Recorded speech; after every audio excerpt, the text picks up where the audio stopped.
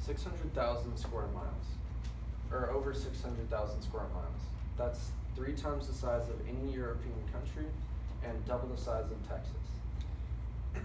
That's the size that, or that's the current approximate size of Trash Island that is currently in between Hawaii and the coast of California. So this is accumulated over the course of years of improper waste management and also the world's, or the mass production of plastics in general. So I'm qualified to talk about this topic because I've lived near the ocean.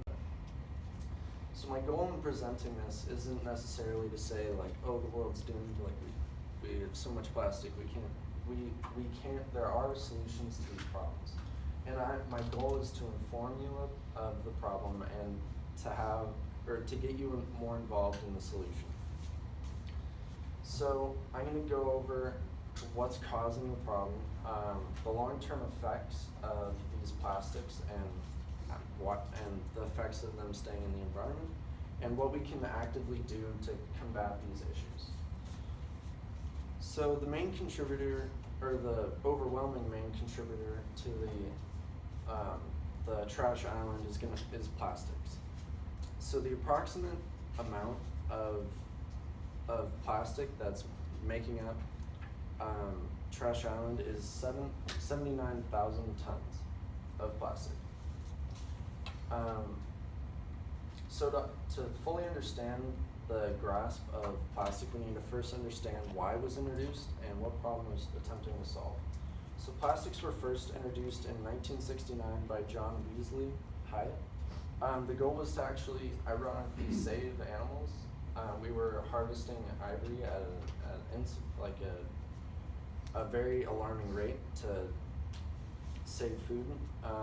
So the goal was to protect animals.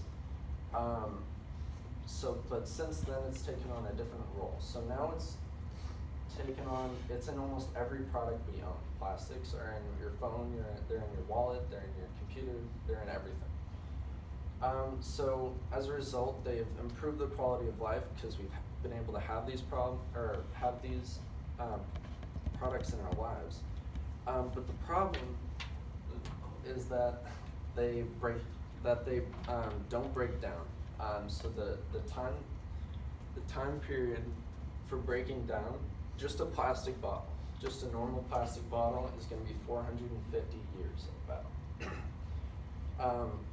According to the according to 4oceans.com. So this is good and bad implications. The good is that we have a lot of time to make up for our improper waste management. And I'll go into more in depth about that later.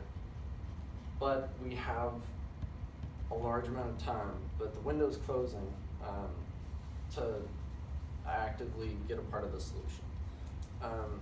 The bad part about it is that if we don't do anything about it, these harmful things are going to build up, which they have, and they're going to harm the environment, which they have, and continue to do so. So this leads me to my next point, is the long-term damages that these plastics have on the environment.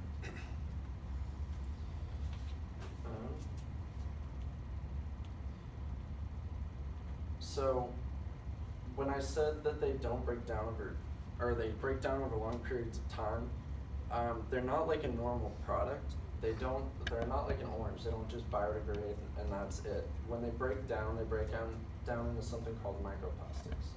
These are something that we can't clean up. So when they break down, they're in these microplastics where we can't clean them up, and that is irreversible unless we filter the entire ocean, which is a little much. So according to a National Geographic study, it's an estimated number of particles ranged from 15 to 51 trillion pieces, weighing between 93 and 236 metric tons of microplastics in the ocean currently. So the long-term effects is that a small fish when these microplastics begin to sink down is that these small fish eat the microplastics, the big fish eat the small fish, and then eventually it builds up to the point where it's contaminating our normal food sources. So it's contaminating like tuna, it's contaminating these big predators that we eat. So in turn, we're kind of poisoning ourselves by poisoning the environment. So while this is not an immediate threat, the window to solve this problem is closing rapidly. And no one nation has come forward and actively tried to fix it. The only entities that have tried to actively solve these problems are nonprofit organizations. So this leads me on the next point, where we can actively get involved in our communities to prevent this level of trash buildup. When I said it was getting into the environment, it leads to animals getting caught up in large amounts of plastic, like this sea turtle. So we can get active in our like I was saying, we can get active in our communities. We can get active, and we can let Congress know, our representatives know how we feel about this, and if we deem this okay.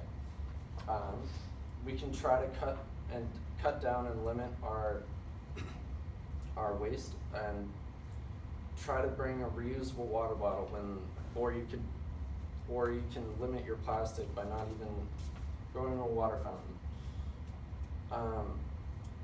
So we went over the history of what's causing the problem, the long-term effects of what inaction could breed, and what we can do to actively be a part of the solution.